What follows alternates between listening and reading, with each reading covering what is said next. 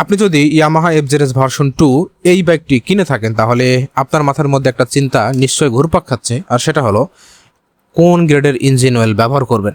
কারণ বাজারে এত গ্রেডের আর এত ব্র্যান্ডের ইঞ্জিন অয়েল আছে যে আসলে কোনটা আপনার জন্য পারফেক্ট এটা আপনি কনফিউশন হয়ে যাবেন, বুঝতে পারবেন না।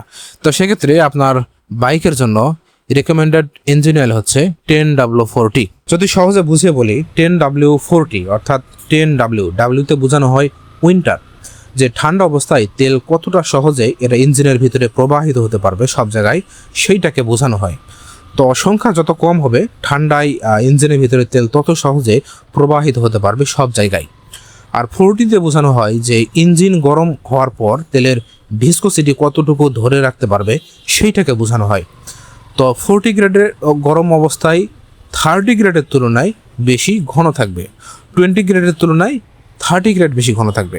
অর্থাৎ সহজভাবে যদি আমি বলি, 10W40 এমন একটি মাল্টিগ্রেড ইঞ্জিন অয়েল যেটা ঠান্ডা অবস্থায় তুলনামূলকভাবে পাতলা থাকবে এবং ইঞ্জিন গরম হলে যথেষ্ট পরিমাণে তার ঘনত্ব ধরে রাখতে পারবে। এই 10W40 গ্রেডের ইঞ্জিন অয়েলের মধ্যে আবার 3 ধরনের ইঞ্জিন অয়েল পাওয়া যায়। একটা হলো মিনারেল, আরেকটা সেমি সিনথেটিক এবং আরেকটা ফুল সিনথেটিক। আপনি তিনটাই ব্যবহার করতে পারেন। তিনটার দাম আলাদা, তিনটার সময়সীমা আলাদা এবং তিনটার পারফরমেন্সও আলাদা।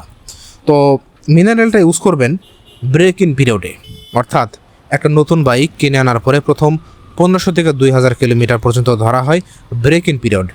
এই সময়টাতে মিনারেল ব্যবহার করবেন। কারণ হচ্ছে নতুন একটা বাইক কিনে আনার পরে পার্টসগুলো একটার সঙ্গে ঘষাঘষি করে ঘর্ষণ ঘটে এবং ঘষাঘষি করে নিজেদের মতো সেট হয়, আর এই ঘর্ষণটা হতে দিতে হবে।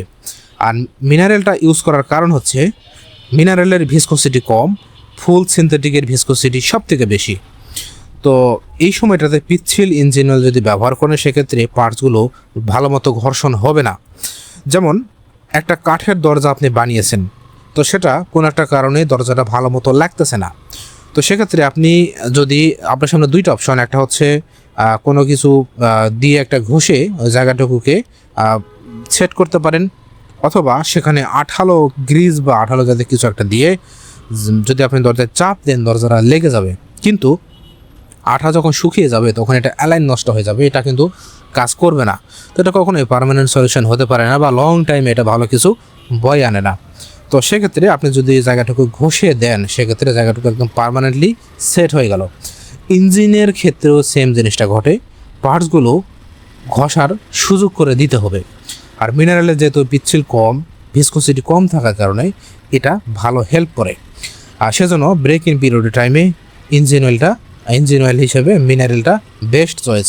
আরেকটা কারণ হচ্ছে মিনারেলের দাম কম এবং ইঞ্জিন যখন ব্রেক ইন পিরিয়ডে ইঞ্জিন যখন এই পার্টসগুলো ঘষাঘষি করে তখন এক ধরনের মেটাল ডাস্ট তৈরি হয়, অর্থাৎ লোহার গুঁড়া তৈরি হয়, যেগুলো আবার ইঞ্জিন অয়েলের সঙ্গে মিশে ইঞ্জিন অয়েলগুলোকে দ্রুত নোংরা করে ফেলে।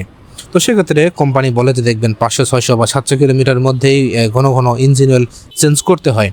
তো সেক্ষেত্রে ফুল সিনথেটিকের দাম বেশি এবং মিনারেলের দাম কম, তো মিনারেলটা ইউজ করাটা সাশ্রয়ী। এই কারণে কোম্পানি বলে মিনারেল ইঞ্জিন অয়েলটা ব্যবহার করতে। তো প্রত্যেকটা ইঞ্জিন অয়েলের ব্যবহারেরও একটা আদর্শ সময়সীমা আছে। যেমন মিনারেল ইঞ্জিন অয়েলটা ব্যবহার করতে হয় ব্রেক ইন পিরিয়ডে, অর্থাৎ প্রথম 1500 থেকে 2000 কিলোমিটার পর্যন্ত মিনারেল ব্যবহার করবেন, এবং ব্রেক ইন পিরিয়ড শেষ হয়ে গেলে আপনি ব্যবহার করবেন সেমি সিনথেটিক, যেটা 5000 থেকে 6000 কিলোমিটার পর্যন্ত ব্যবহার করতে পারেন, এবং তারপর থেকে ফুল সিনথেটিক ব্যবহার করবেন। ফুল সিনথেটিক ইঞ্জিন অয়েলটা সব থেকে ভালো, এটার ভিসকোসিটি ভালো এবং এটার ইঞ্জিনকে ঠান্ডা রাখে, ইঞ্জিনের স্মুথনেস ভালো রাখে, ওভারঅল সব দিক থেকে এটা ভালো পারফরমেন্স দিবে আপনাকে। সেজন্য ফুল সিনথেটিকটা লং টাইম ইউজ করার জন্য ভালো। এবং প্রত্যেকটা ইঞ্জিন অয়েলের আবার ব্যবহারেরও সময়সীমা আছে। যেমন মিনারেল ইঞ্জিন অয়েল 1000 কিলোমিটার পর্যন্ত চালাতে পারবেন, এবং সেমি সিনথেটিক 1500 কিলোমিটার পর্যন্ত চালাতে পারবেন, এবং ফুল সিনথেটিক 2500 কিলোমিটার পর্যন্ত চালাতে পারবেন। একটা কথা বলে রাখি, যদি আপনি শহরে রাইড করেন, বিশেষ করে যানজটপূর্ণ এলাকায় যেখানে ঘন ঘন আপনাকে ক্লাচ ধরতে হয়, ঘন ঘন গিয়ার চেঞ্জ করতে হয়, কখনো ঘন ঘন ব্রেক চেঞ্জ করতে হয়, কখনো হাই কখনো লো আরপিএমে বাইক চালাতে হয়, সেক্ষেত্রে 100 কিলোমিটার আগেই ইঞ্জিন অয়েলটা চেঞ্জ করে ফেলবেন। এর কারণ হচ্ছে যে যখন আপনি ঘন ঘন এই কাজগুলো করতেছেন তখন ইঞ্জিন এক ধরনের আপস অ্যান্ড ডাউনের মধ্য দিয়ে যাচ্ছে, পার্টসের মধ্যে ঘর্ষণ বাড়তেছে, ফলে দ্রুত এর ভিসকোসিটি নষ্ট হয়ে যায়। তো সেই ক্ষেত্রে 100 কিলোমিটার আগে চেঞ্জ করে ফেলবেন, অর্থাৎ মিনারেল ইঞ্জিন অয়েল 900 কিলোমিটার মধ্যে চেঞ্জ করে ফেলবেন, সেমি সিনথেটিক 1400 কিলোমিটার এবং ফুল সিনথেটিক 2400 কিলোমিটার মধ্যেই চেঞ্জ করে ফেলবেন। এখন স্বাভাবিকভাবেই একটা প্রশ্ন চলে আসে, আর সেটা হলো, যেহেতু আমি ইয়ামাহা কোম্পানির বাইক ব্যবহার করি, সেক্ষেত্রে ইয়ামাহার তৈরি করা ইঞ্জিন অয়েল অর্থাৎ ইয়ামা লুব কি আমাকে ব্যবহার করতে হবে? জি না, আপনি ইয়ামা লুব আপনার জন্য বাধ্যতামূলক না। আপনি যে কোনো ব্র্যান্ডের যে কোনো ইঞ্জিন অয়েল ব্যবহার করতে পারেন। শেল অ্যাডভান্স, মটুল, লিকুইমলি, আরও যেসব ব্র্যান্ড আছে সব ইউজ করতে পারেন, কিন্তু এক্ষেত্রে মূল কনসেপ্ট হবে আপনার গ্রেড ঠিক আছে কিনা, অর্থাৎ 10W40 গ্রেডের যে কোনো ব্র্যান্ডের যে কোনো ইঞ্জিন অয়েল আপনি ব্যবহার করতে পারেন। যেমন বাজারে প্যারাসিটামল বিভিন্ন নামে পাওয়া যায়, নাপা, এইস, রেনোভা, ফাস্ট। তো এগুলো কোম্পানি ভেদে বিভিন্ন নামে বাজারে পাওয়া যায়, কিন্তু মূল ইনগ্রেডিয়েন্ট কিন্তু সেম, ওই প্যারাসিটামল। সুতরাং এখানে সেই জিনিসটা মাথায় রাখতে হবে যে এখানে মূল কনসেপ্টটা কী, মূল ইনগ্রেডিয়েন্টটা কী, 10W40 গ্রেডের ইঞ্জিন অয়েল। তো এই ক্ষেত্রে আপনি এইসব নিয়ে কনফিউশন হবেন না, আপনি ইয়ামা লুবই ইউজ করতে হবে, বিষয়টা এরকম না। আর একটা বিষয় বলে রাখি যে সবসময় অরিজিনাল ইঞ্জিন অয়েল ব্যবহার করার চেষ্টা করবেন। যদি অরিজিনাল ইঞ্জিন অয়েল ব্যবহার না করেন, সেক্ষেত্রে ইঞ্জিন কিন্তু ওভারহিট হবে, ভালো পারফরমেন্স পাবেন না, ভালো মাইলেজ পাবেন না, পার্টসগুলো নষ্ট হয়ে যাবে। এক্ষেত্রে একটা জিনিস মনে রাখবেন, ভুল গ্রেডের ইঞ্জিন অয়েল ব্যবহার করলে মাইলেজ কমে যাবে, আপনার ইঞ্জিনের স্মুথনেস কমে যাবে, ইঞ্জিন ওভারহিট হবে, এবং ওভারঅল সব দিক থেকে চিন্তা করলে আপনার ইঞ্জিন ক্ষতিগ্রস্ত হতে থাকবে। সেজন্য সঠিক গ্রেডের ইঞ্জিন অয়েল ব্যবহার করা অবশ্যই জরুরি। আর সবসময় চেষ্টা করবেন অরিজিনাল ইঞ্জিন অয়েল ব্যবহার করতে। এখন বলতে পারেন, কি মিয়া, আমি কি জেনে শুনে আমার বাইকের জন্য এই নকল ডুপ্লিকেট ইঞ্জিন অয়েল ব্যবহার করবো নাকি? আপনি জেনে শুনে করবেন না, কিন্তু অজান্তে করবেন। মানে আপনি একটা দোকানে গেছেন ইঞ্জিন অয়েল কেনার জন্য, সে আপনাকে একটা ডুপ্লিকেট ইঞ্জিন অয়েল ধরাই দিল, আপনি বুঝতেই পারবেন না যেটা আসল নাকি নকল, কারণ এগুলো এত নিখুঁতভাবে তৈরি করে আপনি ধরার ক্ষমতা নেই। কারণ আপনি তো অটোমোবাইল সেক্টরে কেউ না, বা বাইকের মেকানিক না, বা এই বাইক রিলেটেড কোনো পার্সন না আপনি, সো আপনি ধরতেই পারবেন না। তো সেক্ষেত্রে আপনি যেটা করতে পারেন, অথরাইজড সার্ভিস সেন্টার থেকে আপনি ইঞ্জিন অয়েল কিনতে পারেন। তো আমি সবসময় চেষ্টা করি এই যে তেজগাঁর যে ইয়ামাহার ফ্ল্যাগশিপ সেন্টার আছে, এইখান থেকেই ইঞ্জিন অয়েল কেনার জন্য।